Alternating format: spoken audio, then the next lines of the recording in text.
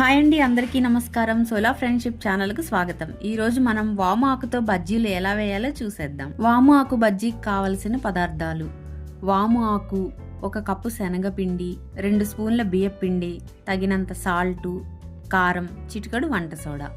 ఒక బాండీలో ఆయిల్ పోసి ఆయిల్ హీట్ అయ్యేలోపు 1 కప్పు శనగపిండి, 2 స్పూన్ల బియ్యపిండి, తగినంత సాల్టు, తగినంత కారం, చిటికెడు వంట సోడా అన్నీ ఒక బౌల్లోకి తీసుకొని వాటర్ పోసి తగినంత లూజుగా కలిపి ఉంచుకోవాలి. ఆయిల్ హీట్ అయ్యాక మనం కలిపి ఉంచుకున్న పిండిలో వాము ఆకును ముంచి ఆయిల్లో వేసుకోవాలి. వాటిల్ని మీడియం ఫ్లేమ్లో గోల్డెన్ కలర్ వచ్చే వరకు ఫ్రై చేయాలి. ఆ తర్వాత ఒక ప్లేట్లోకి తీసుకొని లెమన్ అండ్ ఆనియన్తో సర్వ్ చేసుకోవాలి. వాము ఆకు బజ్జీ రెడీ.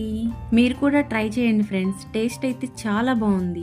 మరి మా ఫ్రెండ్ రమాన్ అడిగి టేస్ట్ ఎలా ఉందో తెలుసుకుందామా? సూపర్ షా. Thank you.